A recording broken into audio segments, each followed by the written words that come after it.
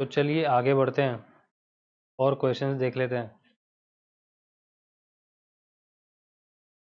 Sam limited has just paid a dividend of 2 rupees per share. तो just paid a dividend का मतलब है D0 आपको दिया हुआ है and it is expected to grow at the rate of 6% per annum. तो जैसे कि आपको दिखा ग्रो यानी कि ग्रोथ रेट दिया हुआ है, लेकिन पर एनम भी लिखा हुआ है, मतलब हर साल। तो अगर एक ही ग्रोथ रेट है जो कि हर साल रहेगी, यानी कि ग्रोथ रेट फिक्स्ड है, यानी कि ग्रोथ रेट कांस्टेंट है, यानी कि ये कांस्टेंट ग्रोथ डीडीएम का क्वेश्चन है। After paying dividend the board declare to take up a project by retaining the next 3 annual dividends. मतलब कंपनी क्या करने वाली है, कंपनी आने वाले जो डिविडेंड्स हैं 3, मतलब आने वाले जो 3 डिविडेंड हैं 3 साल के, वो डिविडेंड नहीं बांटेगी, वो वाला पैसा प्रोजेक्ट में लगा देगी। It is expected that this project is of same risk as the existing project। इस लाइन का क्या मतलब है? इस लाइन का ये मतलब है कि जो नया प्रोजेक्ट करने वाले हैं उसका जो रिस्क है वो पुराने प्रोजेक्ट जैसा ही है। इस लाइन को देने का क्या इम्पोर्टेंस है? इस लाइन को देने का ये इम्पोर्टेंस है कि नया प्रोजेक्ट का जो RE है यानी कि रिक्वायर्ड रिटर्न, वो पुराने प्रोजेक्ट के बराबर है, क्योंकि जो रिस्क है उसी से रिटर्न लिंक्ड है। तो अगर आप सेम रिस्क वाला काम करने जा रहे हो तो सेम RE एक्सपेक्ट करोगे, यानी कि सेम RE आपको चाहिए रहेगा, यानी कि सेम रिक्वायर्ड रिटर्न आपको चाहिए रहेगा। मैं जो ऑलरेडी प्रोजेक्ट पे काम कर रहा हूँ उस पर कुछ रिस्क ले रहा हूँ, और जो रिस्क ले रहा हूँ उसके पीछे मेरा कुछ रिटर्न का कोई रिक्वायरमेंट होगा, यानी कि RE होगा।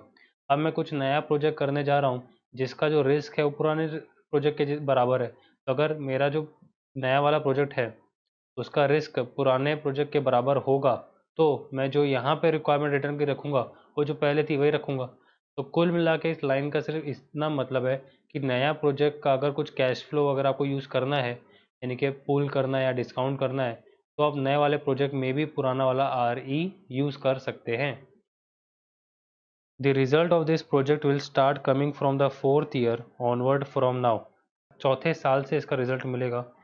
The dividends will then be 2.5 per share and will grow at the rate of 7% per annum। मतलब चौथे साल में आपका डिविडेंड जो है वो 2 रुपये पर शेयर और 6% ग्रोथ तक नहीं रहेगा, वो 2.5 हो चुका होगा, और 2.5 आपका 7% के हिसाब से बढ़ेगा। तो इसके दो टुकड़े हो गए हैं, मतलब पहला साल, दूसरा साल, तीसरा साल एक हिस्सा हो गया, और चौथे साल के आगे का डेटा दूसरा हिस्सा हो गया। पहले, दूसरे और तीसरे साल में क्या स्थिति है कि अपने को डिविडेंड 2 रुपये मिल रहा था, यानी कि आज D0, और वो 6% से ग्रो कर रहा था। ईयर 3 के बाद जो ईयर 4 है, ईयर 4 में पूरा डेटा बदल जाएगा। ईयर 4 में जो डिविडेंड है वो 2.5 आ जाएगा और वो ग्रो होगा 7% से। तो पहले 3 साल का कोई लिंकेज नहीं है चौथे साल और उसके आगे से। आगे बढ़ते हैं। Investor has 1000 shares in Sam limited and wants a receipt of at least 2000 per annum from this investment। मतलब उसको कुल मिला के, इसको इन्वेस्टर को कुल मिला के साल भर में, पर एनम लिखा है, साल भर में 2000 रुपये या उससे ज़्यादा, क्योंकि एटलीस्ट लिखा है। तो मोर देन इक्वल टू 10,000 उसको घर में पैसे चाहिए। कैसे आएंगे वो आपको डिसाइड करना है, लेकिन उसको हर साल 2000 रुपये घर में पैसे चाहिए। रिसीट का मतलब है कैश इनफ्लो, तो उसे 2000 रुपये और मोर देन दैट का कैश इनफ्लो चाहिए हर साल। So that the market value of the share is affected by the decision of the board। ये जो मार्केट वैल्यू है वो कौन सा डिसीजन, तो ये जो प्रोजेक्ट में नया इन्वेस्ट करने जा रहे हैं ना और डिविडेंड को रिटेन करने वाले हैं, ये डिसीजन से मार्केट प्राइस जो मार्केट में वो अफेक्ट होगी, वो अपने को दिखाना है। Also show as to how the investor can maintain his target receipt from the investment for the first 3 years and improved income thereafter, given that the cost of capital of the firm is 8%।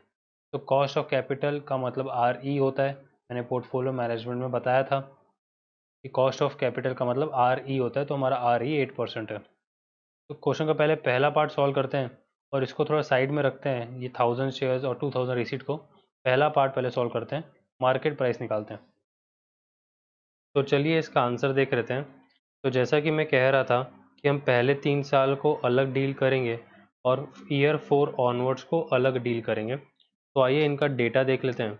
D0 आपका पहले 3 साल रहेगा ₹2 पर share, जी आपको दिया हुआ है 6% per annum यानी कि 0.06। कॉस्ट ऑफ कैपिटल, तो मैं समझा रहा था कि कॉस्ट ऑफ कैपिटल का मतलब आर ई होता है, तो आर ई आपको 8% दिया हुआ है यानी कि 0.08। ईयर 4 ऑनवर्ड्स आपको D4 दिया हुआ है, D4 2.5 पर शेयर दिया हुआ है। इसका मतलब ये है कि जो चौथे साल का डिविडेंड है फोर्थ ईयर का, वो है 2.5 पर शेयर। G4 मतलब फोर्थ पीरियड की ग्रोथ रेट, जो कि पर एनम रहेगी, यानी कि फोर्थ ईयर से लेकर के आगे चल के 7% पर एनम रहेगी, यानी कि 0.07। और आर ई इजिकल टू 8%। तो ईयर 4 ऑनवर्ड्स हम यहाँ पे आर ई सेम यानी कि 8% इसलिए यूज़ कर पा रहे हैं क्योंकि नए प्रोजेक्ट का जो रिस्क है वही एग्जिस्टिंग प्रोजेक्ट का भी रिस्क है, तो दोनों का आर ई भी सेम होगा। ठीक है, अब क्वेश्चन का पार्ट 1 पहले समझते हैं। क्वेश्चन का पार्ट 1 में लिखा हुआ है, show that the market value of the share is affected by the decision of the board. मतलब जो मार्केट वैल्यू है कंपनी की, वो बोर्ड के डिसीजन के कारण अफेक्ट हुआ है, ऐसे बताओ। तो बोर्ड का डिसीजन क्या था, यानी कि नया प्रोजेक्ट लेने का था। तो हमें क्या क्या दो एलिमेंट दिए हुए हैं, एक दिया हुआ है बोर्ड का डिसीजन यानी कि नया प्रोजेक्ट, और दूसरा है मार्केट प्राइस यानी कि मार्केट वैल्यू। तो हमें ये बताना है कि जो मार्केट वैल्यू है, यानी कि हमारे केस में आई वी ज़ीरो है। आई वी ज़ीरो क्यों, क्योंकि हमें क्वेश्चन में आर ई का डेटा दिया हुआ है, तो सिंस जहाँ जहाँ आर ई यूज़ करते हैं वहाँ वहाँ मार्केट प्राइस यानी कि मार्केट वैल्यू आता तो है, लेकिन वो इंट्रेंसिक मार्केट वैल्यू या फिर इंट्रेंसिक मार्केट प्राइस आता है। तो यहाँ पे जो हमारा इंट्रेंसिक वैल्यू यानी कि आई वी ज़ीरो वो कैसे अफेक्ट हुआ है, is affected by the decision that is new project. ये समझना है। जब भी आपको दो एलिमेंट दिए रहें और पूछा जाए कि ये एलिमेंट ये दूसरे एलिमेंट के कारण अफेक्ट हुआ है या नहीं हुआ है, तो आपको क्या करना है, आपको पहले इसकी एक वैल्यू निकालनी है इस एलिमेंट के साथ, और फिर इसकी एक वैल्यू निकालनी है इस एलिमेंट के हटा के। मैं कहना क्या चाह रहा हूँ, मैं कहना ये चाह रहा हूँ कि अगर मैं हमारे क्वेश्चन पे जाऊँ जहाँ पे बोल रहा है कि जो आपका आई वी ज़ीरो है वो अफेक्टेड हुआ है, is affected by the decision, ऐसा हमको शो करना है यानी कि नया प्रोजेक्ट, तो हम एक काम करेंगे, हम आई वी ज़ीरो विदाउट प्रोजेक्ट निकालेंगे, यानी कि प्रोजेक्ट टेकअप नहीं करने पे आई वी ज़ीरो क्या रहेगा, और आई वी ज़ीरो क्या रहेगा अगर हम प्रोजेक्ट टेकअप करते हैं। इन दोनों को हम कंपेयर करेंगे और बताएंगे कि आई वी ज़ीरो इंक्रीज़ होगा या डिक्रीज़ होगा। ठीक है, तो ये इंपॉर्टेंट इसलिए है क्योंकि यहाँ पे आपको सिर्फ दो एलिमेंट कौन कौन से दिए हुए हैं, एक दिया हुआ है आई वी ज़ीरो और एक दिया हुआ है न्यू प्रोजेक्ट, है ना, दो आपको दिए हुए एलिमेंट। कभी कभी क्वेश्चन में आपको कोई और एलिमेंट्स भी दे सकता है, तो ध्यान क्या रखना है, ध्यान ये रखना है पहले आपको आइडेंटिफाई करना है कि कौन सी चीज़ अफेक्ट होगी, पहले वो आइडेंटिफाई कर लिया। हमारे केस में आई वी ज़ीरो अफेक्ट होगा, दूसरा क्या अफेक्ट करेगा वो आइडेंटिफाई करना, यानी हमारे केस में नया प्रोजेक्ट। उसके बाद जब हमको पूछा जाए कि बताओ कि ये कैसे इसको अफेक्ट करेगा, तो हम बोलेंगे पहले हम इसकी वैल्यू निकालेंगे यानी कि आई वी ज़ीरो की वैल्यू निकालेंगे विथ दी प्रोजेक्ट, और दूसरे एक आई वी ज़ीरो की वैल्यू निकालेंगे इसको हटा के यानी कि विदाउट दी प्रोजेक्ट, और दोनों को आपस में कंपेयर कर लेंगे।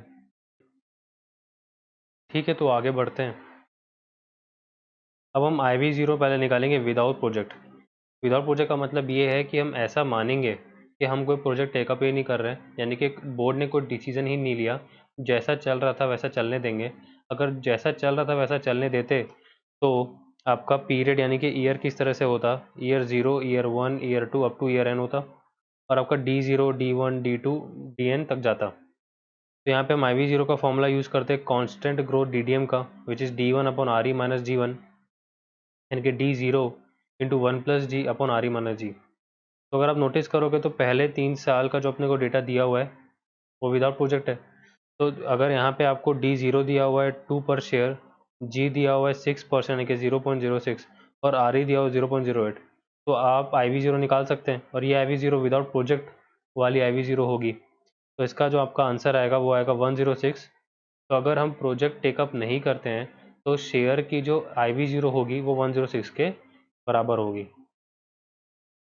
अब हमको ऐसा निकालना है आई वी ज़ीरो जो विथ प्रोजेक्ट है। तो अगर आप with project I V zero निकालने की कोशिश करेंगे तो आपको पता चलेगा कि आपको D1, D2 और D3 नहीं मिलेंगे, यानी कि G1, G2 और G3 तो नहीं होगा, मतलब ग्रोथ नहीं होगा डिविडेंड में। सीधा जाके आपको D4 यानी कि dividend of the fourth period जाके मिलेगा, जो कि 2.5 रुपीज़ पर शेयर, और उसके बाद से लेकर के ग्रो होता रहेगा आपका डिविडेंड 7% पर एनम से। मतलब ये आगे का जो डेटा है इस पे अप्लाई होगा DDM। कांस्टेंट ग्रोथ DDM यहाँ पे अप्लाई होगा। तो यहाँ पे आप जो इंट्रिंसिक वैल्यू निकालेंगे वो निकालेंगे D4 upon RE minus G4। ये तो आपको पता है कि यहाँ पे आप कांस्टेंट ग्रोथ DDM तो निकालेंगे, यानी कि कांस्टेंट ग्रोथ DDM का फॉर्मूला यूज़ तो करेंगे, लेकिन आपको इस बात का ध्यान देना पड़ेगा कि ये जो IV आएगी कौन सी आएगी, क्या ये IV0 आएगी? जी नहीं, ये IV0 नहीं आएगा। इंपॉर्टेंट पॉइंट यहाँ पर ये है कि the present value which is IV in our case comes 1 period back. इसका मतलब ये निकल रहा है कि IV आएगी, यानी कि इंट्रिंसिक वैल्यू आएगी, वो IV0 नहीं IV3 आएगी। मैं कहना ये चाह रहा हूँ कि जब आप इन कैश फ्लोज को प्रेजेंट वैल्यू निकालोगे, यानी कि इन कैश फ्लोज को पुल करोगे, तो आपकी जो प्रेजेंट वैल्यू आएगी वो ईयर 3 पे आएगी, और ये मेरी प्रेजेंट वैल्यू इंट्रिंसिक वैल्यू होगी। कुल मिला के मेरा IV3 निकल के आएगा। तो स्टेप 1 में मैं पहले IV3 निकालूंगा, which is D4 upon RE minus G4। उसके बाद सिंस ये मेरा IV3 थर्ड ईयर पे खड़ा है, यानी कि फ्यूचर पे खड़ा है, फ्यूचर वैल्यू है, तो स्टेप 2 निकालूंगा, यानी कि स्टेप 2 फॉलो करूंगा, जिसमें मैं IV3 को पीछे पुल करूंगा RE से और IV0 तक पहुंचूंगा। यानी कि मैं फॉर्मूला यूज करूंगा IV0 equal to IV3 equal to IV3 upon 1 plus RE का पावर 3। तो इस तरीके से मैं IV0 निकाल लूँगा। ये मेरा स्टेप 2। तो बेसिकली यहाँ पे यानी कि जो मुझे IV0 विथ प्रोजेक्ट निकालना है, उसको मैं 2 स्टेप में सॉल्व करूँगा। पहला स्टेप रहेगा IV3 equal to D4 upon RE minus G4, और दूसरा मेरा रहेगा IV0 equal to IV3 upon 1 plus RE का पावर 3। तो ईयर 4 पर आपने क्या किया, ईयर 4 के आगे के सारे डिविडेंड्स का कांस्टेंट ग्रोथ DDM फॉर्मूला लगाया और उसका प्रेजेंट वैल्यू निकाला, जो कि एक पीरियड पीछे आई, यानी कि वो ईयर 4 पे नहीं आएगा, वो ईयर 3 पे आएगा। क्या आएगा? इंट्रिंसिक वैल्यू आएगा। इंट्रिंसिक वैल्यू क्यों आएगा? क्योंकि RE यूज़ कर रहे हैं। तो कुल मिला के IV3 आ गया। अब इस IV3 को पीछे पुल करेंगे IV0। क्यों? क्योंकि हम IV0 जब निकाल लेंगे तो जो IV0 विदाउट प्रोजेक्ट है उससे कंपेयर कर पाएंगे। कोई भी दो IV यानी कि कोई भी दो प्राइस यानी कि कोई भी दो इंट्रिंसिक वैल्यू आपस में तभी कंपेयर हो सकते हैं जब वो सेम टाइमलाइन में खड़े हो। मेरा कहने का मतलब है कि जो IV3 है वो IV0 के साथ कंपेयर नहीं हो सकता, तो IV3 को पीछे पुल करना ही पड़ेगा और IV0 तक पहुंचना पड़ेगा और फिर कंपेयर करेंगे। तो स्टेप्स फॉलो करते हैं। Step number 1, IV3 is D4 upon RE minus G4। तो IV3 आ जाएगा 2.5 अपॉन 0.08 अपॉन 0.07। तो यहाँ पे हमने जो डेटा यूज़ किया वो कौन सा यूज़ किया? ईयर 4 ऑनवर्ड्स वाला यूज़ किया। तो IV3 आ गया 250 रुपीज़। अब ये 250 रुपीज़ को पीछे पुल करना है। कितना पीरियड पीछे पुल करना है? तो 3 पीरियड पीछे पुल करना है, यानी कि 3 साल पीछे पुल करना है। तो IV0 आ जाएगा IV3 अपॉन 1 प्लस RE का पावर 3। तो 250 अपॉन 1 प्लस 0.0 का पावर 3, यानी कि 198.46। सिंस मेरे पास दोनों IV0 आ चुके हैं, अब मैं दोनों को कंपेयर कर पाऊंगा। यहाँ पे मुझे पता चला कि IV0 विदाउट प्रोजेक्ट जो है वो कम है IV0 विथ प्रोजेक्ट। मतलब अगर प्रोजेक्ट टेकअप नहीं किया जाएगा तो शेयर की प्राइस रहेगी 106, और अगर प्रोजेक्ट टेकअप किया जाएगा तो उस शेयर की प्राइस 198.46 के बराबर है। तो hence the intrinsic market price is expected to increase if the project is taken up, that is due to decision of the board। ठीक है, तो मार्केट प्राइस जो है, इंट्रिंसिक मार्केट प्राइस, वो एक्सपेक्टेड है कि इंक्रीज होगी अगर हम प्रोजेक्ट टेकअप करते हैं। तो क्वेश्चन का जो सेकंड पार्ट है उसको सॉल्व करने के लिए हमें अज्यूम करना पड़ेगा कि P0 इजिकल टू IV0 है और RE इजिकल टू ER है। क्योंकि क्वेश्चन में डेटा बहुत कम दिया हुआ है, तो सेकंड पार्ट को सॉल्व करने के लिए हमें ये अजम्पशंस दोनों लेने पड़ेंगे, जहाँ पे RE ER बराबर है एंड आपका P0 और IV0 दोनों बराबर है। चलिए क्वेश्चन के सेकंड पार्ट में चलते हैं। तो चलिए पार्ट 2 में समझाता हूँ। पार्ट 2 में ये कहा जा रहा है कि इन्वेस्टर जो है उसको टारगेट रिसीट चाहिए 2000 रुपये पर एनम की, मोर देन इक्वल टू, यानी कि एटलीस्ट, यानी कि एवरी ईयर। अब आपको ये चीज़ पता है कि जो भी रिसीट होता है, यानी कि कैश इनफ्लो होना है किसी भी इन्वेस्टर को, वो रिटर्न के रूप में होता है। जब भी कोई इन्वेस्टर इन्वेस्टमेंट करता है, मतलब पैसा देता है, तो कैश आउटफ्लो होता है, और उसको पैसा कब आता है? कैश इनफ्लो रिटर्न के रूप में आता है। शेयर्स में मैंने कई बार आपको एक्सप्लेन किया है कि जो रिटर्न है वो दो तरीके के होते हैं, एक होता है डिविडेंड और एक होता है कैपिटल अप्रिसिएशन। तो इस बंदे को, इस इन्वेस्टर को अगर मुझे रिसीट दिलवानी है, यानी कि कैश इनफ्लो दिलवाना है, तो मैं दो तरीके से दिलवा सकता हूँ, या तो मैं कैपिटल अप्रिसिएशन से दिलवाऊँ या डिविडेंड से दिलवाऊँ। तो यहाँ पे ऐसा है, डिविडेंड और कैपिटल अप्रिसिएशन। तो इस क्वेश्चन के हिसाब से पहले साल को डिविडेंड नहीं देंगे, दूसरे साल भी डिविडेंड नहीं देंगे, तीसरे साल भी डिविडेंड नहीं देंगे, चौथे साल से डिविडेंड देना चालू करेंगे। इन्वेस्टर को जो डिविडेंड है वो पहले 3 साल नहीं मिलेगा। क्यों नहीं मिलेगा? क्योंकि वो डिविडेंड प्रोजेक्ट में लग जाएगा, तो इनको नहीं दिया जाएगा, रिटेन हो जाएगा। तो चौथे साल से इनको डिविडेंड दिया जाएगा। बट इस बंदे को यानी कि इन्वेस्टर को तो रिसीट चाहिए ना, कैश इनफ्लो। तो मुझे कैपिटल अप्रिसिएशन का रास्ता अपनाना पड़ेगा। तो पहले साल कैपिटल अप्रिसिएशन, दूसरे साल, तीसरे साल कैपिटल अप्रिसिएशन, और चौथे साल में मैंने लिखा है चेक। चेक का मतलब मैं पहले ये देखूंगा कि जो डिविडेंड से पैसा आ रहा है क्या वो 2000 के बराबर है। अगर वो 2000 उससे ज़्यादा है तो मैं कोई सेल करूँगा नहीं शेयर्स, कोई सेल करने की ज़रूरत नहीं है, क्योंकि जो रिटर्न के रूप में मुझे डिविडेंड मिल रहा है, यानी कि कैश इनफ्लो मिल रहा है, यानी कि रिसीट मिल रहा है, वो 2000 या उससे ज़्यादा है, तो कोई दिक्कत ही नहीं है। लेकिन अगर वो उससे भी नहीं मिला रिटर्न उतना, तो मुझे कैपिटल अप्रिसिएशन का रास्ता अपनाना पड़ेगा। तो क्या करेंगे, पहले 3 साल, ईयर 1, ईयर 2, ईयर 3, हम कैपिटल अप्रिसिएशन का रास्ता अपनाएंगे। यानी कि उसको जो रिसीट चाहिए, यानी कि कैश इनफ्लो चाहिए, वहाँ पे हम सेलिंग प्राइस का हेल्प लेंगे। और आने वाला साल यानी कि चौथे साल और उससे आगे, पहले हम डिविडेंड अमाउंट चेक करेंगे कितना है, और अगर वो रिसीट जो डिविडेंड अमाउंट से है वो पर्याप्त है, मतलब 2000 या उससे ज़्यादा है, तो हम फिर कैपिटल अप्रिसिएशन का रास्ता नहीं अपनाएंगे, यानी कि हम कोई शेयर सेल नहीं करेंगे। लेकिन अगर डिविडेंड जो मुझे मिला, इन्वेस्टर को जो डिविडेंड मिला टोटल, वो अगर 2000 से कम है, तो मुझे कुछ ना कुछ शेयर बेचना पड़ेगा, जिससे मेरे घर में 2000 तक या उससे ज़्यादा पैसा आए। ठीक है, तो मैं फिर से एक बार समराइज़ कर रहा हूँ कि मैंने क्या बताया आपको। हमको क्वेश्चन ये बोल रहा है कि इन्वेस्टर को 2000 रुपये उसके घर में उसको चाहिए, कैसे लाएंगे वो आप बताओ। तो मैंने ये बोला कि उसको जो घर में पैसे चाहिए उसकी इन्वेस्टमेंट से, वो दो तरीके से मिल सकती है, या तो उसको रिटर्न के रूप में डिविडेंड मिले, या रिटर्न के रूप में कैपिटल अप्रिसिएशन मिले, और कोई रास्ता नहीं है। तो हमने थोड़ा और आगे बढ़े कि भैया पहले 3 साल क्या होगा, तो पहले से डिविडेंड तो नहीं देगी कंपनी, तो डिविडेंड वाला रिटर्न तो भूल जाओ, तो कैपिटल अप्रिसिएशन वाला दरवाज़ा खटखटाओ। तो कैपिटल अप्रिसिएशन के केस में, कैपिटल अप्रिसिएशन का मतलब होता है selling price minus purchase price. But हमें यहाँ पे रिसीट चाहिए। क्वेश्चन बोल रहा है रिसीट लेके आओ, मतलब उसको घर में कितना पैसा इनफ्लो है वो बताओ। तो हम यहाँ पे selling price minus purchase price नहीं यूज़ करेंगे, सिर्फ सेलिंग प्राइस यूज़ करेंगे।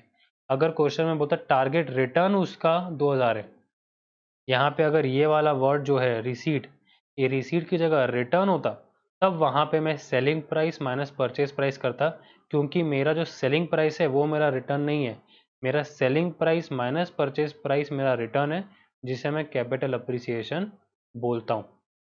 बट यहाँ पे रिसीट है, रिसीट का सीधा सीधा मतलब होता है कैश इनफ्लो, यानी कि घर पे पैसे आना।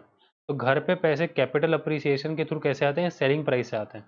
और डिविडेंड के रूप में कैसे आता है, डिविडेंड अमाउंट के थ्रू आते हैं, कैश इनफ्लो। तो यहाँ पे मैं selling price minus purchase price की बात नहीं करूँगा, मैं यहाँ पे सिर्फ सेलिंग प्राइस की बात करूँगा कि कितने शेयर बेचूँ जिससे 2000 या उससे ज़्यादा पैसा घर में है ना।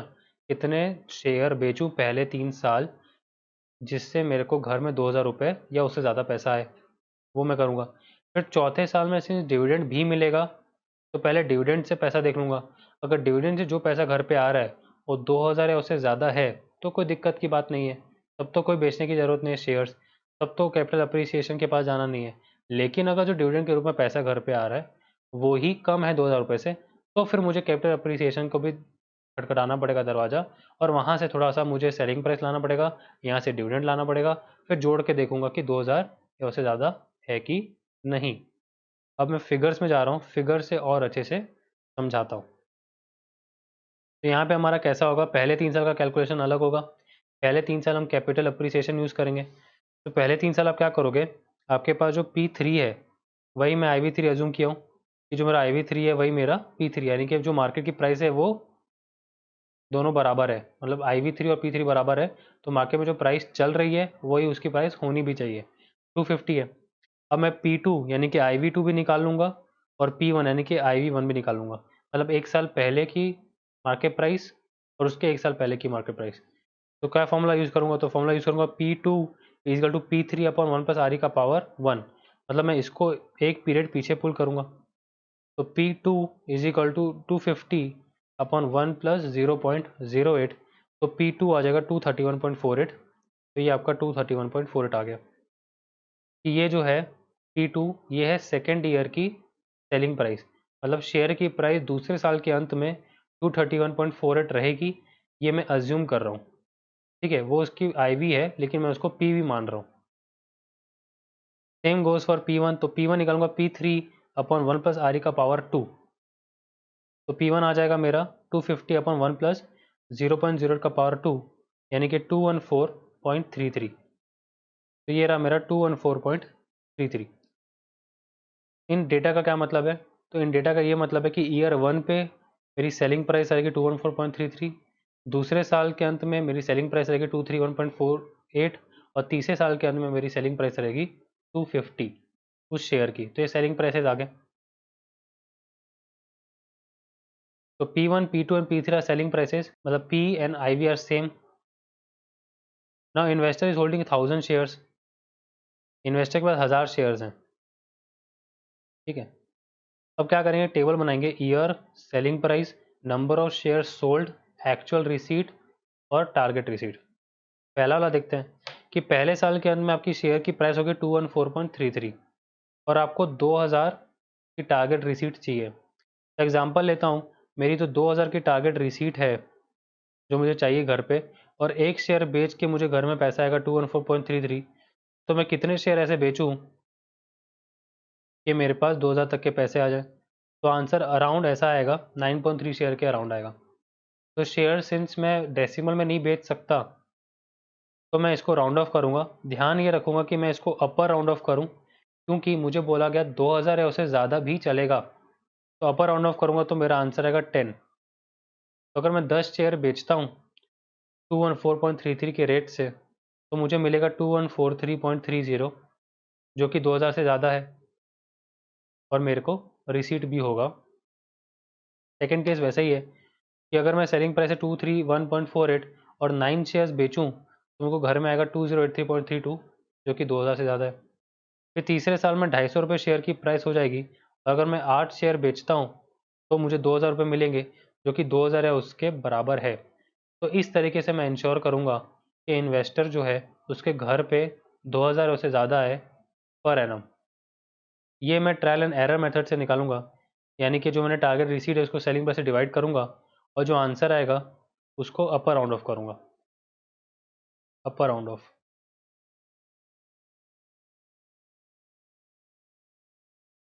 क्यों करूंगा अपर राउंड ऑफ, क्योंकि ज़्यादा पैसा अगर घर पे आ रहा है तो कोई दिक्कत नहीं, कम नहीं होना चाहिए। तो इस तरीके से आप पहले 3 साल तो उसका रिसीट मेंटेन करोगे कैपिटल अप्रिसिएशन यूज़ करके।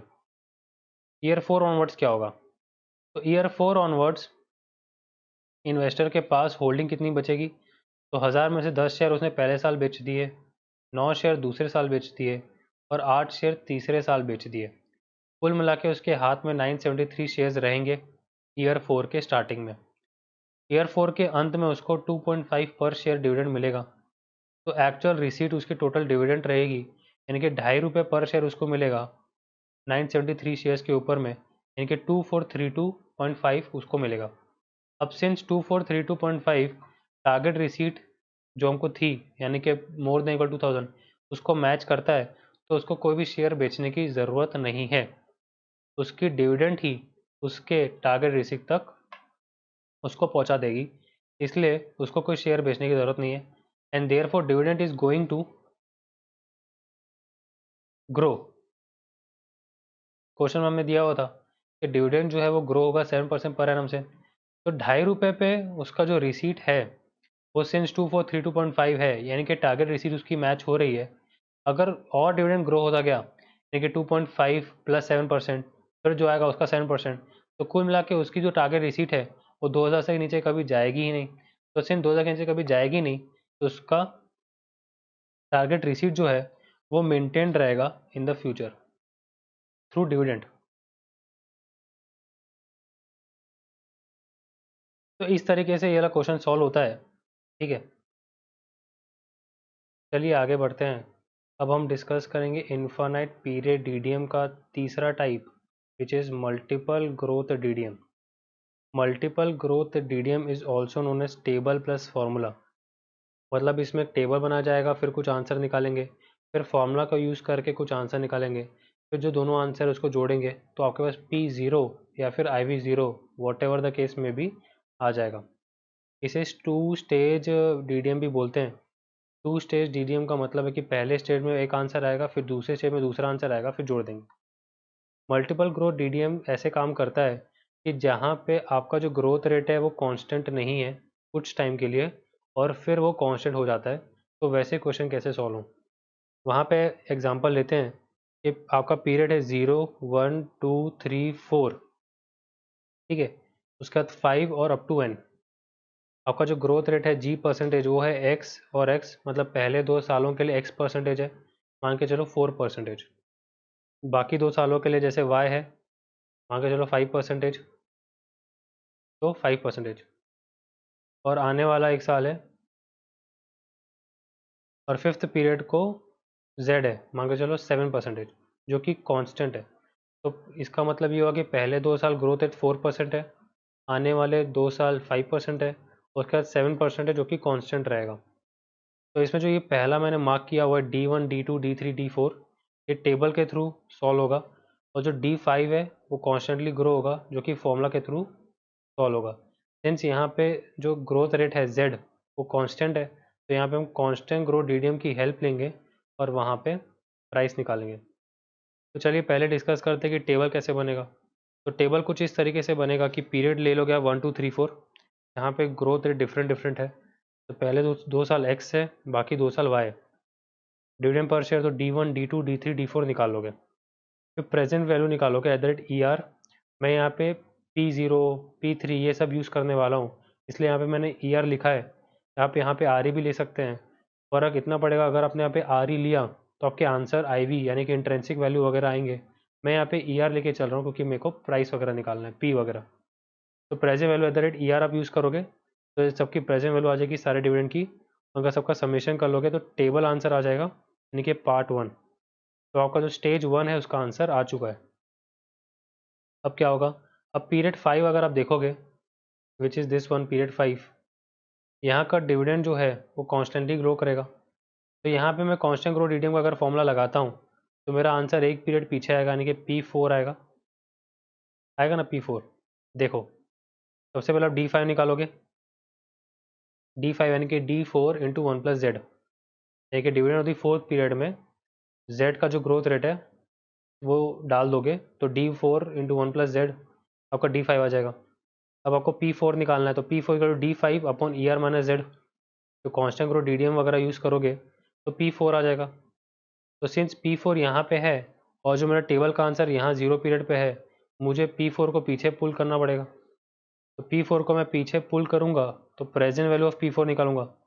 तो प्रेजेंट वैल्यू ऑफ P4 आएगा P4 अपॉन 1 + ER का पावर 4, क्योंकि मैं इसको 4 साल पीछे पुल करूँगा। पहला साल, दूसरा साल, तीसरा साल और चौथा साल। तो सिंस आप इसको 4 साल पीछे पुल करना है तो P0 is equal to P4 upon 1 + ER का पावर 4। तो आपका ये फॉर्मूला आंसर नंबर 2 आ जाएगा। उसके बाद आप टेबल आंसर जो आपको पहले आया था और फॉर्मूला आंसर को जोड़ दोगे तो आपका P0 आ जाएगा 1 + 2।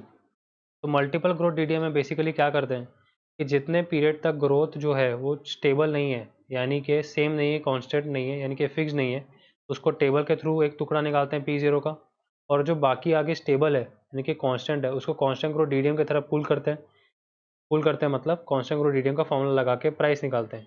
प्राइस निकालने के बाद सिंस वो आगे खड़ी है उसको पीछे पुल करेंगे तो एक टुकड़ा आएगा, फिर दोनों टुकड़े को जोड़ देंगे तो फाइनल आपका P0 आ जाएगा। ठीक है, चलिए क्वेश्चन करते हैं। T-Well Corporation, a manufacturer of do-it-yourself hardware and houseware, reported earning per share of 2.1 in 2003। Reported का मतलब पास्ट की बात कर रहा है, तो ये आपको ईपीएस पुराना दिया हुआ है 2.1। यहाँ पे एक साइन बना हुआ है, ये साइन यूरो का होता है। यूरो एक करेंसी होती है, जैसे कि रुपीज़ डॉलर होता है, तो यहाँ पे एक करेंसी है यूरो 2.1। इस क्वेश्चन को ये करेंसी अफेक्ट नहीं करेगी, तो आप इसको यूरो या रुपीज़ के हिसाब से दिमाग लगा सकते हो। आपको यहाँ पे करेंसी का नॉलेज की ज़रूरत नहीं है, ये यूरो को बस आपको आगे चल के कैरी करते जाना है। On which it paid dividend, तो paid dividend per share of 0.69, तो पास्ट डिविडेंड है।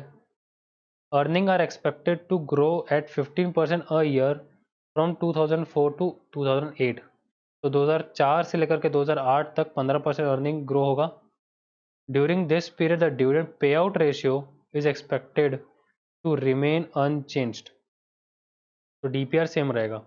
After 2008 the earning growth rate is expected to drop to a stable rate of 6%। Stable rate का 6% का मतलब है कि कांस्टेंट रेट रहेगा 6%, ना बढ़ेगा ना घटेगा, 6% ही रहेगा। And the pay out ratio is expected to increase to 65% of the earning, तो डीपीआर आपका 65% हो जाएगा after 2008। The firm has a beta 1.4 currently and is expected to have a beta of 1.1 after 2008, तो बीटा भी दो अलग अलग दिए हुए हैं। द मार्केट रिस्क का प्रीमियम इज 5.5%, तो market risk premium capital asset pricing model में देखे थे कि R A minus R F के बराबर होता है। The treasury bond rate is 6.25%, यानी कि risk free rate of return यानी कि आर एफ 6.25% दिया है। What is the expected price of the stock at the end of 2008, तो 2008 के एंड पे एक्सपेक्टेड प्राइस, तो कहीं बीच में मांग रहा है एक्सपेक्टेड प्राइस, आज नहीं मांग रहा, यानी कि price of the share today नहीं मांग रहा, यानी कि eight the end of 2008 expected price क्या है। चलिए सॉल्व करते हैं। पहले थोड़ा सा क्वेश्चन को डेटा को सॉल्व करते हैं कि क्वेश्चन का जो डेटा है वो किस तरीके से दिया हुआ है। ईपीएस दिया हुआ है आपको 2003 का 2.1 यूरो, डिविडेंड पर शेयर दिया 2003 का 0.69 यूरो, तो डिविडेंड पे आउट रेशियो अगर DPS by EPS into 100 0.69 upon 2.1 into 100 32.857%। Question का कहना है कि डिविडेंड पे आउट रेशियो जो है वो सेम ही रहेगा, लिखा dividend pay out ratio remain unchanged, तो 32.857% 2003 से लेकर के 2008 तक। अब क्वेश्चन का जिस हिसाब से डेटा दिया हुआ है उस हिसाब से मैंने थोड़ा सा कैलकुलेशन किया है कि ईयर आपके हैं 2003, ईपीएस आपका था 2.1, डिविडेंड पे आउट रेशियो 32.857%, तो डीपीएस आपको दिया हुआ है 0.69। अब बोला कि अर्निंग जो है वो ग्रो होगी 2008 तक, यानी कि यहाँ तक आपकी जो अर्निंग है वो ग्रो होगी 15% के रेट से, तो मैंने ईपीएस को ग्रो कर दिया 15%, 2.415, 2.78, 3.19, 3.67, 4.22, ऐसे मैंने अर्निंग को ग्रो किया 15%। देखिए डिविडेंड पे आउट रेशियो को सेम रखा 32.857, 32.857 सेम सेम सेम, क्यों? क्योंकि बोला कि dividend pay out ratio remain unchanged, तो मेरा डिविडेंड पर शेयर आ गया इन दोनों को मल्टीप्लाई करके, earning per share into dividend pay out ratio percentage is equal to DPS, तो this into this is equal to this. तो ऐसे करते हुए मेरे पास डिविडेंड हर साल के रेडी हो गए इस तरीके से। अब 2008 के बाद की कहानी इस तरीके से है कि पहले तो आपका अर्निंग 6% से ग्रो होगा, ना कि 15% से, तो आपका यहाँ का अर्निंग पर शेयर आएगा 4.22 प्लस 6% 4.48। दूसरा आपका डिविडेंड पे आउट रेशियो भी चेंज हो चुका है, वो 65% हो जाएगा, तो आपका डिविडेंड पर शेयर आएगा 2.91। और 2009 का जो डेटा है आगे का वो अलग डील करना है और ऊपर का डेटा अलग डील करना है। तो हमको पहले ये समझना पड़ेगा कि हम खड़े कहाँ पे हैं। क्वेश्चन पढ़ के ये क्लैरिटी नहीं मिल पा रही है कि मैं 2003 पे खड़ा हूँ, 2004 पे खड़ा हूँ या 5 पे खड़ा हूँ, और एक्सपेक्टेड प्राइस 2008 की मांग रही, तो मैं खड़ा कहाँ हूँ पहले उसको डिसाइड कर लेते हैं। मैं खड़ा हूँ 2003 के एंड पे, यानी कि 2003 खत्म हो 2004 चालू होने वाला है, यानी कि इस पॉइंट पे। कैसे पता? तो क्वेश्चन में दिया हुआ है कि 2.1 ईपीएस था, ये देखो रिपोर्टेड लिखा हुआ है, पेड लिखा हुआ है, तो मैं ये मानूंगा कि ये तो घटना ये हो चुकी है, यानी कि 2.1 ईपीएस हो चुका है और डिविडेंड पर शेयर 0.69 पे हो चुका है, तो इसके बाद की जो घटना है वो होने वाली है। इसलिए मैं 2003 के एंड पे खड़ा हूँ, जो कि मेरा टुडे, जो कि मेरा जीरो पीरियड है, और इसी जीरो पीरियड में मेरा IV0 या P0 निकल के आएगा। ये 2003 के अंत में और 2004 के स्टार्ट में, ठीक है यहाँ तक। ठीक है, तो पहला पार्ट क्वेश्चन का कहता है कि 2008 के अंत का आप इंट्रेंसिक वैल्यू यानी कि एक्सपेक्टेड प्राइस निकालो। आई जीरो क्यों? क्योंकि आर ई निकालने का डेटा दिया हुआ है, बीटा वगैरह। तो 2009 के एंड में डी आपका 2009 का दिया है 2.91, जी आपको दिया हुआ है ग्रोथ है 0.06 और आर ई का डेटा दिया हुआ है 2009 को जो रहेगा। तो आर ई को हम थोड़ी देर में कैलकुलेट करेंगे। तो क्वेश्चन जो आपको एक्सपेक्टेड प्राइस मांग रहा है 2008 का, वो निकलेगा dividend of 2009 upon R E minus D, यानी कि फॉर्मूला यूज़ करोगे आप। एक्सपेक्टेड प्राइस यानी कि आई वी आपका आएगा 2008 का। यहाँ पे जो आर ई है वो निकलेगा R F plus R M minus R F into beta के थ्रू, जो कि आप पहले बहुत बार कर चुके हो, जिसमें आपको R M minus R F M R P दिया हुआ है। तो R F 6.25% plus 5.5% into 1.1 beta. तो ये जो 1.1 बीटा है वो यहाँ दिया हुआ है कि आफ्टर 2008 आपका बीटा 1.1 होगा। तो आपका आर ई आ जाएगा 12.3% यानी कि 0.123। तो अब इस तरीके से एक्सपेक्टेड प्राइस निकाल लेंगे 2.91 euros upon 0.123 minus 0.06 which is 46.19। तो ना expected price at the end of 2008 यहाँ पे लिखा है एंड ऑफ 2008 यानी कि आने वाले कैश फ्लोज को पुल करना। तो ये आने वाले कैश फ्लोज को मैंने पुल किया, इसलिए डिविडेंड ऑफ 2009 यूज़ किया। तो मेरा आ गया 46.19। पार्ट 2 है what is the value of the stock using the two stage dividend discount model यानी कि मल्टीपल ग्रो डीडीएम। अब जब मुझे वैल्यू ऑफ स्टॉक मांग रहा है तो वैल्यू ऑफ स्टॉक का मतलब होता है आई वी जीरो। यहाँ पे वैल्यू ऑफ स्टॉक का मतलब है आई वी जीरो, क्योंकि हम आर ही निकालेंगे। तो वही टेबल प्लस फॉर्मूला करना पड़ेगा। तो पहले टेबल की बात करते हैं। टेबल बनाने के लिए हमें आर ही चाहिए। आर ही 2004 और 2008 के बीच की अलग है, क्योंकि यहाँ का जो बीटा है वो 1.1 नहीं है, वो 1.4 है। क्वेश्चन में दिया हुआ कि बीटा करेंटली 1.4 है। तो 2004, 2005, 2006, 2007 और 2008 इन 5 सालों के लिए आर ई आपका 13.95% रहेगा और उसके आगे 12.3% रहेगा। तो सिंस मेरा आर ई आ चुका है, मैं टेबल बना सकता हूँ। टेबल में ले लूँगा ईयर 2004, 5, 6, 7, 8, डी पी एस तो ऑलरेडी जो निकाल चुका हूँ ऊपर। अब present value eight the rate 13.95% यानी कि 0.1395। पहले साल का निकालोगे तो 0.794 अपॉन 1 प्लस 0.1395 का पावर 1 तो 0.7। दूसरे साल का 0.913 अपॉन 1 प्लस 0.1395 का स्क्वायर तो 0.70। तो ऐसे करते हुए आप प्रेजेंट वैल्यूज़ निकाल लोगे और ये जो प्रेजेंट वैल्यूज़ आएगा उसका समेशन करोगे तो आएगा यूरोज 3.54। फिर टेबल का आंसर आ चुका है विच इज़ पार्ट 1 यानी कि पहला टुकड़ा। जब आ चुका है टेबल आंसर, फॉर्मूला आंसर की तरफ बढ़ेंगे। फॉर्मूला आंसर निकालने के लिए हमें जो ये प्राइस आई थी यहाँ पे, ये जो आई वी 2008 आया था, इसी को बस पीछे पुल करना है। इसको अगर पीछे पुल कर लेंगे तो फॉर्मूला आंसर आ जाएगा, क्योंकि कांस्टेंट ग्रोथ डीडीएम का फॉर्मूला ऑलरेडी यूज़ कर चुके हैं। तो यहाँ पे हम यूज़ करेंगे present value of I V 2008 is equal to I V 2008 upon 1 plus R E का पावर 5। 5 क्यों किए? 5 इसलिए किए क्योंकि जीरो पीरियड यानी कि 2003 का एंड है और आई वी 2008 जो खड़ा है वो 2008 के अंत में खड़ा है। देखो ना यहाँ पे 2008 का एंड लिखा हुआ है, 2008 एंड यहाँ है और ये मेरा 2003 का एंड है। ये मेरा 2003 का एंड होगा। 2003 का जो एंड है ये मेरा टुडे है।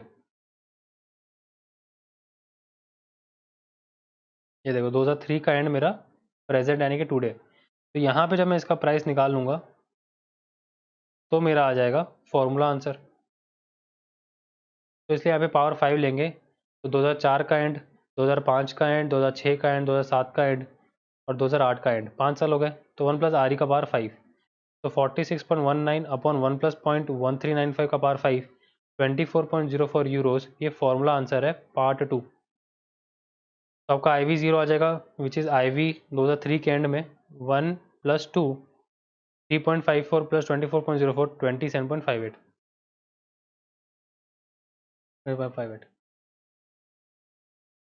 तो इस तरीके से सॉल्व होता है मल्टीपल ग्रोथ डीडीएम का क्वेश्चन, जिसमें पहले पार्ट के लिए टेबल बनाते हैं और दूसरे पार्ट के लिए फॉर्मूला लगाते हैं। फॉर्मूला लगा के उसको पीछे पुल करते हैं और ये टेबल का आंसर ऑलरेडी पीछे आया हुआ रहता है। दोनों को फिर जोड़ देते हैं। तो चलिए आगे बढ़ते हैं। अब हम डिस्कस करेंगे राइट शेयर्स। राइट शेयर्स कैसे काम करते हैं पहले वो डिस्कस करते हैं। राइट शेयर्स में क्या होता है कि एग्जिस्टिंग शेयर होल्डर होता है, यानी कि कंपनी का एक इन्वेस्टर होता है जिसने कंपनी में इन्वेस्टमेंट किया हुआ है, यानी कि कंपनी को कुछ पैसे दिए हुए हैं और कंपनी के शेयर्स लिए हुए हैं। कंपनी क्या करती है, कंपनी ऑफर लेके आती है only to the existing share holder, मतलब जो कंपनी के ऑलरेडी शेयर होल्डर हैं उनके लिए एक ऑफर लेके आती है। ये ऑफर क्या कहता है, ये ऑफर कहता है कि शेयर्स ले लो at a discounted price that is less than the market price. मतलब कंपनी क्या कर रही है, कंपनी अपने एग्जिस्टिंग शेयर होल्डर्स को बोल रही है कि मेरे कंपनी के और शेयर ले लो, लेकिन ये जो और शेयर आपको दिए जा रहे हैं ये आप डिस्काउंटेड प्राइस में ले लेना। मान के चलो 100 रुपये का मार्केट प्राइस चल रहा है, आप इसको 80 रुपीज़ में ले लो। तो ऐसे शेयर्स को कहा जाता है राइट शेयर्स, जो कि सिर्फ ऑफर होता है एग्जिस्टिंग शेयर होल्डर्स को, यानी कि हर किसी को ऑफर नहीं होता। जो जो कंपनी का शेयर होल्डर है उसको राइट शेयर्स का ऑफर दिया जाता है कि आप लो, ज़बरदस्ती नहीं है, यानी कि इट इज़ नॉट मैंडेटरी कि आपको परचेस करना पड़ेगा, ऑप्शनल है। कंपनी ऐसा करती क्यों है, तो कंपनी इसलिए करती है क्योंकि कंपनी को अगर फंड्स की ज़रूरत होती है, यानी कि पैसों की ज़रूरत होती है, तो इसलिए वो राइट शेयर्स लेके आती है। अब राइट शेयर्स लेके आने का क्या कारण है as compare to initial public offer, यानी कि नॉर्मल पब्लिक से पैसे उठाने के बजाय कंपनी राइट शेयर से पैसा क्यों उठा रही है। तो इसका कारण ये है कि कंपनी में जिसने ऑलरेडी पैसा लगाया हुआ है वो कंपनी का यानी कि शेयर होल्डर है, तो कंपनी के बारे में जानता है, कंपनी की वर्किंग जानता है, यानी कि कंपनी को कुल मिला के ट्रस्ट करता है। तो अगर उससे और थोड़े पैसे मांगे जाएंगे तो वो जल्दी पैसा दे देगा as compare to initial public offer, जिसमें कंपनी को कोई जानता नहीं है, वो थोड़ा हिचकिचाएगा पैसा देने में। और कंपनी का जो इनिशियल पब्लिक ऑफर है जिसमें कंपनी पब्लिक के सामने शेयर्स इशू लाती है, उसमें बहुत सारे टर्म्स एंड कंडीशन और गाइडलाइंस फॉलो करने पड़ते हैं, लेकिन इसमें थोड़े कम है राइट शेयर्स में। तो पैसा भी अगर जल्दी मिल पा रहा है और झंझट भी कम है, तो क्यों ना पैसे को जो रेस करना है वो राइट शेयर्स के थ्रू किया जाए। तो इसलिए कंपनी राइट शेयर लेके आती है कि पैसा रेज हो जाए, आराम से रेज हो जाए, मतलब जल्दी रेज हो जाए और झंझट भी कम पालना पड़े। ठीक है, तो what to do with this offer. Share holder के पास 3 तरीके के ऑप्शंस होते हैं कि अब ऑफ़र तो आ गया, यानी कि एक ऑप्शनल है, आपको लेना है तो लो, नहीं लेना तो मत लो। तो इसमें आपके पास ऑप्शन क्या है, ऑप्शन पहला है कि आप राइट शेयर परचेस कर लो, अगर डिस्काउंट में मिल रहा है तो ले लो, क्या जाता है। जब आप राइट शेयर परचेस कर लोगे तो कहा जाएगा राइट एक्सरसाइज किया गया बाय द इन्वेस्टर, यानी कि शेयर होल्डर। आप नहीं चाहते राइट शेयर परचेस करना, यानी कि आप उस ऑफ़र को एक्सरसाइज नहीं करना चाहते, आप चाहते हो कि कोई दूसरा उस ऑफ़र को एक्सरसाइज कर ले, उसके बदले में आपको कुछ पैसा दे दे। ऑब्वियस सी बात है, अगर 100 की चीज़ 80 में बिक रही होगी और किसी को अगर वो चाहिए होगा, तो आप बोलोगे भाई देख 100 रुपये उसकी मार्केट प्राइस चल रही है, 80 रुपये का ऑफ़र है, तू मुझे 20 का 10 रुपये दे दे। सामने वाले को क्या फ़ायदा, सामने वाले को ये फ़ायदा कि 100 रुपये की चीज़ 90 रुपीज़ में मिल रही है उसको, और आपको क्या फ़ायदा कि आपको इस ऑफ़र से 10 रुपये आप कमा लिए। तो एक म्यूचुअल बेनिफिट हो जाता है जब राइट्स का जो ऑफ़र है वो सेल होता है, यानी कि sell the right offer to someone else, यानी कि राइट रिनाउंस हो गया। मतलब आपको परचेज़ नहीं करना है, आप ऑलरेडी शेयर होल्डर हो, आपके पास जितने शेयर आपको लगता है आपके पास सफिशिएंट है, कोई दिक्कत नहीं है। लेकिन अगर थोड़ा सा एक्स्ट्रा पैसा कमाने का मौका मिल रहा है तो क्यों ना कमा लिया जाए किसी और को ये राइट का ऑफ़र बेच के। ठीक है, आपने ये ऑफ़र बेच दिया। तीसरा है कि कुछ मत करो, यानी कि राइट को इग्नोर कर दो, ना रिनाउंस करो ना एक्सरसाइज करो, इग्नोर कर दो। तो 3 ऑप्शन है राइट शेयर्स जब ऑफ़र मिलते हैं किसी शेयर होल्डर को। Note, right shares is not equal to rights offer. ये स्टूडेंट्स को बहुत कन्फ्यूजन होता है कि जब सेल करते हैं राइट, इसका मतलब राइट शेयर सेल हो रहा है, ऐसा नहीं है। सेल राइट का मतलब है कि सामने वाले ने राइट का जो ऑफर है वो सेल किया, राइट शेयर सेल नहीं किए। मतलब पहले राइट परचेज करके फिर नहीं बेचा, उसने राइट का ऑफर बेचा। यहाँ पे मैंने लिखा तो है सेल, लेकिन क्या लिखा है वो देखिए, मैंने यहाँ पे लिखा है सेल द राइट ऑफर, मैं राइट शेयर सेल नहीं कर रहा। तो कहीं पर भी अगर आप आगे चल के क्वेश्चन देखेंगे कि सेल राइट है, तो सेल राइट का मतलब सेल राइट ऑफर है, सेल राइट शेयर नहीं है। ठीक है, क्यों, क्योंकि राइट ऑफर अलग चीज़ होती है और राइट शेयर अलग चीज़ होती है। ठीक है, इसमें हम अलग अलग तरीके की कैलकुलेशंस सीखेंगे, तो चलिए स्टार्ट करते हैं। पहला होता है सब्सक्रिप्शन प्राइस, यानी कि राइट का प्राइस। तो जो मैं आपको बोल रहा था कि 100 रुपये की चीज़ 80 रुपये में, तो जो 80 रुपीज़ मैंने बताया डिस्काउंटेड प्राइस, वही आपका राइट प्राइस है, जो कि सब्सक्रिप्शन प्राइस भी कहलाता है। इसका फॉर्मूला है total amount to be raised upon number of right shares. तो कुल मिला के कंपनी को पैसे कितने रेज करने, मतलब पैसे कितने उठाने हैं, अपॉन कितने उसके बदले में शेयर्स दे रहे मार्केट में, तो उसे एक शेयर का प्राइस आ जाएगा विच इज़ राइट प्राइस। दूसरा है एक्स राइट प्राइस या फिर पोस्ट राइट प्राइस। इसका मतलब ये है कि राइट शेयर्स मार्केट में आ जाने के बाद उस शेयर की क्या प्राइस बन जाएगी वो बताओ। तो वो निकलेगा नंबर ऑफ आउटस्टैंडिंग शेयर्स जो ऑलरेडी मार्केट में थे before the right issue, multiply by P0 market price of the share जो पहले प्राइस चल रही थी, plus number of right shares जो और मार्केट में आ गए, मल्टीप्लाई बाय सब्सक्रिप्शन प्राइस यानी कि जिस प्राइस पे, यानी कि कौन से राइट प्राइस पे मार्केट में आए, upon number of outstanding shares plus number of right shares. तो पहले मार्केट में कितने शेयर्स थे, मल्टीप्लाई बाय क्या प्राइस चल रही थी, प्लस अभी राइट शेयर्स कितने मार्केट में और आ गए और कौन सी प्राइस पे आए, ये आपका टोटल अमाउंट आ गया divide by total number of shares. तो आपका आ जाएगा एक्स राइट प्राइस या फिर पोस्ट राइट प्राइस, यानी कि मार्केट प्राइस क्या होगी आफ्टर द राइट इशू। अब आपको लग रहा होगा कि ऐसे कैसे कैलकुलेट कर लेंगे, राइट आने के बाद क्या शेयर का प्राइस रहेगा। तो ये जो बातें चल रही है ये थ्योरेटिकल है, ये फॉर्मूला थ्योरेटिकल, ये एक्चुअल नहीं है।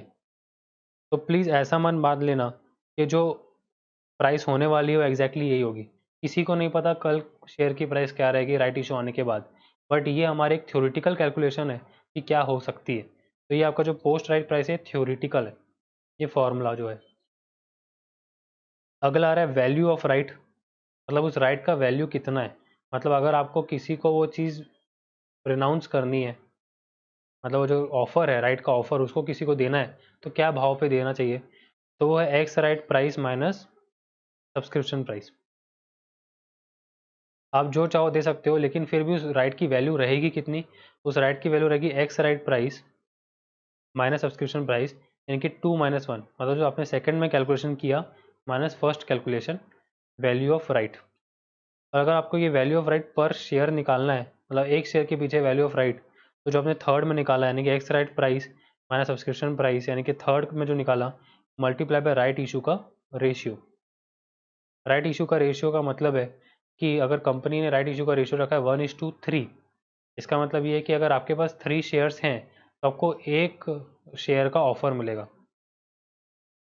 ठीक है, तो 1:3 का मतलब हो गया एक शेयर का ऑफर मिलेगा। क्यों? क्योंकि मेरे पास 3 शेयर ऑलरेडी हैं। ऐसे क्वेश्चंस में हमें एक इम्पॉर्टेंट चीज़ पूछी जाती है कि राइट इशू आने के कारण चेंज क्या आएगा या इफेक्ट क्या पड़ेगा शेयर होल्डर की, यानी कि इन्वेस्टर की वेल्थ पे। वेल्थ यानी कि उसका जो पोर्टफोलियो है ना, जिसमें उसने शेयर्स परचेज वगैरह कर करके इस कंपनी के, उस पोर्टफोलियो में यानी कि उस वेल्थ में क्या चेंज आएगा, क्या वो बढ़ेगा या घटेगा या सेम रहेगा। तो 3 अलग अलग केस जो हैं उस हिसाब से हम टेबल बनाएंगे और सॉल्व करेंगे और ये देखेंगे कि क्या कोई चेंज आएगा शेयर होल्डर की वेल्थ में। तो पहला है कि अगर आपने राइट एक्सरसाइज किया, अगर आप राइट एक्सरसाइज करते हो तो क्या होगा, आपके पास पहले से कुछ शेयर्स रहेंगे, number of shares held before the right, और आप राइट शेयर भी परचेज कर लोगे, तो टोटल नंबर ऑफ शेयर्स आपके पास आफ्टर राइट इशू आ जाएंगे। फिर आप इसको एक्स राइट प्राइस यानी कि पोस्ट राइट प्राइस से मल्टीप्लाई करोगे तो आपके पास टोटल अमाउंट आ जाएगा। ये टोटल अमाउंट जो आपके पास आएगा उसमें से आप amount paid for rights minus कर दोगे, क्योंकि ये आपका एक कैश आउटफ्लो है। Amount paid for right minus करने के बाद आपके पास वैल्यू आफ्टर राइट आ जाएगा 5 - 6 करके। अभी जो वैल्यू आफ्टर राइट है इसको आप कंपेयर करोगे वैल्यू बिफोर राइट, जो कि होगी जो आपके पास शेयर्स पहले से थे, मतलब 1, serial number 1 multiply by P0, P0 मतलब जो मार्केट में प्राइस चल रही थी बिफोर द राइट इशू। आप नोटिस करोगे कि ये दोनों सेम रहेंगे, हेंस नो चेंज और the effect on the share holder wealth. आगे चल के हम क्वेश्चन सॉल्व करेंगे और उसमें भी ये प्रूव करेंगे फिगर्स के साथ कि अगर आप राइट एक्सरसाइज करते हो, सारे के सारे राइट्स को एक्सरसाइज करते हो, तो आपका शेयर होल्डर की वेल्थ में कोई इफेक्ट नहीं आता। दूसरा है कि अगर आपने राइट रिनाउंस कर दिया, मतलब जो आपके पास राइट का ऑफर आया था उस ऑफर को आपने किसी और को बेच दिया, तो नंबर ऑफ शेयर्स हेल्ड जो आपके पास ऑलरेडी थे multiply by x right price, तो कितना अमाउंट आपके पास था, मतलब कितने अमाउंट का वैल्यू का पोर्टफोलियो था, यानी कि उस कंपनी के शेयर्स थे, उसमें से आप राइट रिनाउंस का पैसा जोड़ दोगे, क्योंकि आप अगर राइट रिनाउंस करोगे तो आपके घर में थोड़ा सा और पैसा आएगा। तो राइट रिनाउंस निकलता है नंबर ऑफ राइट जो आपने रिनाउंस किए multiply by value of right. Value of right मतलब ये जो हमने अभी यहाँ पे निकाला तीसरे में, यानी कि एक्स राइट प्राइस में सब्सक्रिप्शन प्राइस, इसकी बात चल रही है और आपको इसी वैल्यू ऑफ राइट को यूज़ करना चाहिए। तो use this value when purchasing, selling और renouncing the right offer.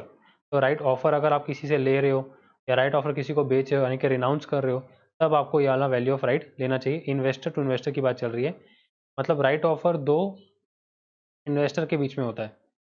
Company और इन्वेस्टर के बीच में राइट ऑफर का एक्सचेंज नहीं होता, मतलब परचेस सेल नहीं होता। राइट ऑफर तो आ गया आपके पास, अब आप यानी कि इन्वेस्टर बाकी इन्वेस्टर के साथ परचेस सेल या रिनाउंसमेंट कर सकते हो राइट के ऑफर का। यहाँ पे वैल्यू ऑफ राइट आ जाएगा, इसको आप ऐड कर दोगे यानी कि आपके लिए कैश इनफ्लो है, तो वैल्यू आफ्टर राइट आ जाएगा। अब ये जो आपके पास वैल्यू आफ्टर राइट आएगा, ये आपके वैल्यू बिफोर राइट के बराबर होगा। ये भी हम प्रूव करेंगे क्वेश्चन में। अब आता है, अगर आपने राइट इग्नोर कर दिया, अगर आप राइट इग्नोर कर दिया मतलब आपने कुछ नहीं किया, तो जो आपके पास शेयर्स थे multiply by x right price which is total amount, right ignore कर दोगे तो कोई कैश फ्लो नहीं होगा, ना पैसा आएगा ना पैसा जाएगा। राइट रिनाउंस करते तो पैसा आता, कैश इनफ्लो होता, और अगर राइट एक्सरसाइज करते तो पैसा जाता, कैश आउटफ्लो होता। आपने कुछ भी नहीं किया तो कोई कैश फ्लो नहीं, तो राइट इग्नोर कर दिया तो नील आएगा। तो value after right as it is carry forward और वैल्यू बिफोर राइट आ जाएगा। आपको कुछ ना कुछ लॉस होगा विच इज़ 6 - 5। ठीक है, तो इस तरीके से निकाला जाता है चेंज या फिर effect on the shareholders wealth. चलिए क्वेश्चन देखते हैं। Pragya limited has issued 75,000 equity share of 10 each. 75,000 equity shares issue कर रखे कंपनी ने, 10 रुपये यानी कि फेस वैल्यू एक की है। Current market price per share is 24, यानी कि अभी P0 24 है। The company has a plan to make a rights issue of one new equity share at a price of 16 for every 4 share held. यानी कि जो 16 रुपीज़ है वो आपका राइट का प्राइस है, सब्सक्रिप्शन प्राइस, और एक न्यू इक्विटी शेयर देंगे फॉर एवरी 4 शेयर हेल्ड। मतलब 4 शेयर अगर आपके पास हैं तो एक राइट का ऑफर मिलेगा। अब आपके ऊपर है कि आपको क्या करना है। तो 1:4 आपका राइट का इशू का रेशियो हो गया।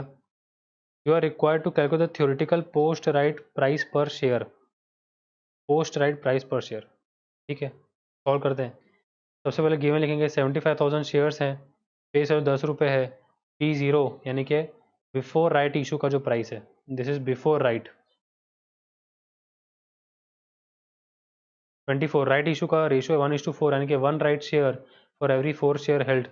राइट का प्राइस दिया हुआ है सब्सक्रिप्शन प्राइस 16 रुपये पर शेयर।